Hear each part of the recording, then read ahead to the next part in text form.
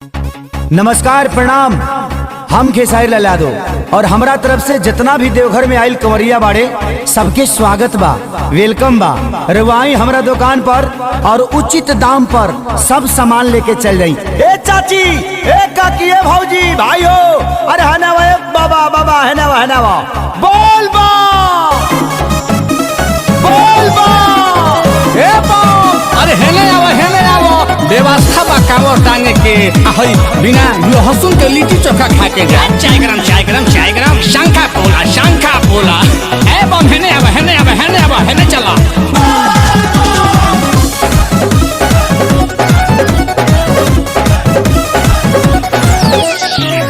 इतना दिन से पियऊ बेरोजगारी रहले, कामर लेला औरत नहीं कवनो कारोबारी रहले।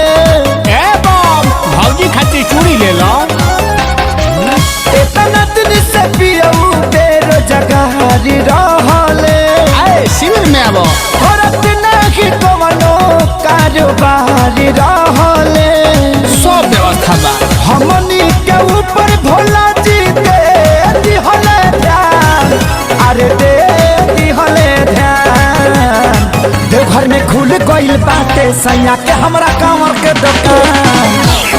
डीजे शीतल साउंड तेघरा चौक। देवघर में खुल गइल बाटे राजा के हमरा चूड़ी के दुकान।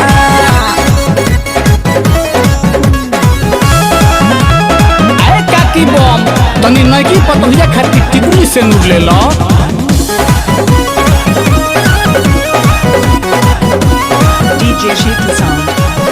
DJ Sheet Sound. Big Raj. जे जान मांगे पियबा झट से न देता, बाबा धाम जाके बनल ठोकबी करेता। अरे होलसेल में लीजिए, सारा सामान उपलब्ध है।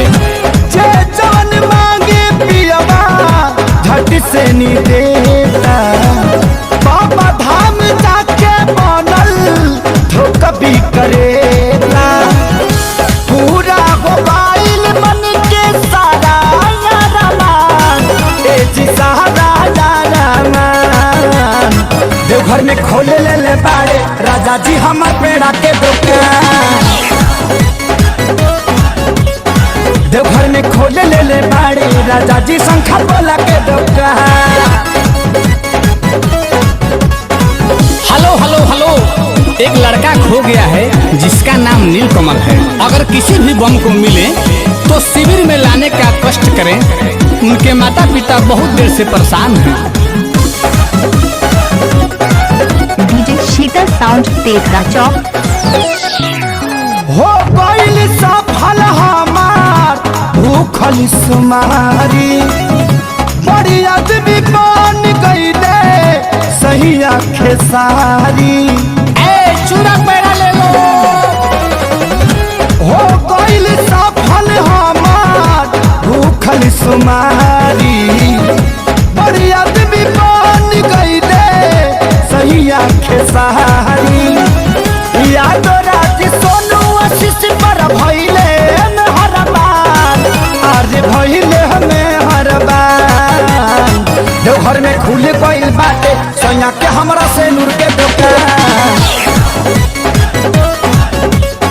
देवघर में खुल गइल बाटे राजा के हमरा चूड़ा के दुकान।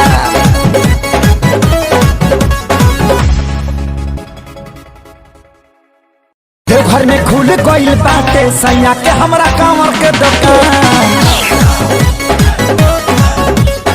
देवघर में खुल गइल बाटे राजा के हमरा चूड़ी के दुकान।